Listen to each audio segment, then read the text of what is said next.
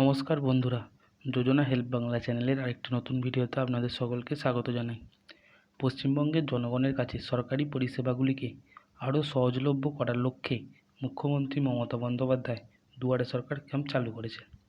এই কর্মসূচির লক্ষ্য হল বিভিন্ন কল্যাণমূলক প্রকল্পগুলিকে সরাসরি রাজ্যের নাগরিকদের দোরগোড়ায় নিয়ে আসা, যাতে তারা প্রকল্পগুলির সুবিধা সহজেই পেতে পারে। জুলাই মাসের প্রথম সপ্তাহ থেকে দুয়ারে সরকার চালু হওয়ার কথা ছিল, কিন্তু তা হয়নি। তাহলে কবে থেকে চালু হবে আবার দুয়ারে সরকার প্রকল্প? কবে থেকে আবার করতে পারবেন লক্ষ্মী ভাণ্ডারের আবেদন? তার সম্পূর্ণ বিস্তারিত জেনে নেব আজকের এই ভিডিও থেকে।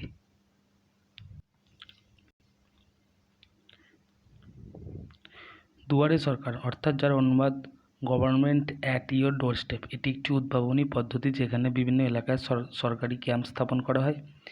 এই ক্যাম্পগুলি হাব হিসেবে কাজ করে, যেখানে লোকেরা দীর্ঘ দূরত্ব ভ্রমণ না করেই বিভিন্ন সরকারি প্রকল্পের জন্য আবেদন করতে পারে।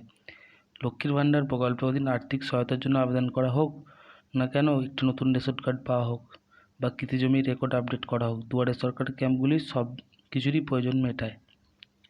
দুয়ারে সরকার ক্যাম্পে আপনি কী কী সুবিধা পাবেন? এই শিবিরগুলিতে নাগরিকরা কন্যাশ্রী, রূপশ্রী, স্বাস্থ্যসাথী, ঐক্যশ্রী আরও অনেক প্রকল্পের জন্য আবেদন করতে পারে, যার লক্ষ্য আর্থিক সহায়তা, স্বাস্থ্যসেবা সুবিধা ও শিক্ষাগত সহায়তা প্রদানের লক্ষ্য।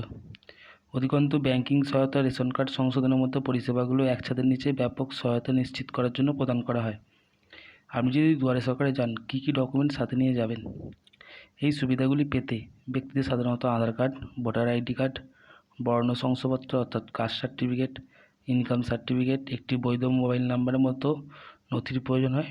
নির্দিষ্ট স্কিমের জন্য অতিরিক্ত নথির প্রয়োজন হতে পারে, যার সবকটি ক্যাম্পে উপলব্ধ আবেদনপত্রে বিস্তারিত আছে। দুয়ারে সরকার ক্যাম্পের জনপ্রিয়তা প্রভাব প্রতিষ্ঠার পর থেকে দুয়ারে সরকার উদ্যোগে পশ্চিমবঙ্গের মানুষের মধ্যে উল্লেখযোগ্য জনপ্রিয়তা অর্জন করেছে। উল্লেখ্যভাবে লক্ষ্মী ভাণ্ডার প্রকল্প, যা নারীদের আর্থিকভাবে ক্ষমতায়নের জন্য ডিজাইন করা হয়েছে, ব্যাপক অংশগ্রহণ দেখেছে। এই বিশেষ স্কিমটি যোগ্য মহিলাদের আর্থিক সহায়তা প্রদান করে, যার মাধ্যমে দুয়ারে সরকার ক্যাম্পগুলিতে আবেদনগুলি খুব বেশি চাওয়া হয়।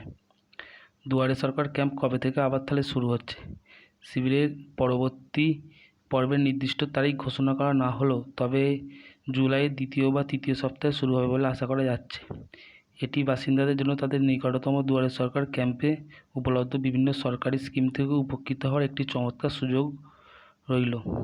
তো যারা রেশন কার্ড সংক্রান্ত সমস্যা, সর্বোপরি লক্ষ্মী ভাণ্ডার ইত্যাদির জন্য আবেদন করতে চান বা সমস্যা হচ্ছে সেগুলো সমাধান করতে চান, আশা করছি জুলাই মাসে দ্বিতীয় বা তৃতীয় সপ্তাহের মধ্যে দুয়ারে সরকার ক্যাম্প শুরু হবে।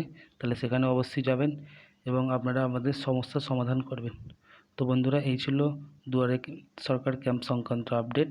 ভিডিওটি যদি ভালো লাগে অবশ্যই চ্যানেলটি সাবস্ক্রাইব করবেন এবং পাশে থাকবেন। ধন্যবাদ।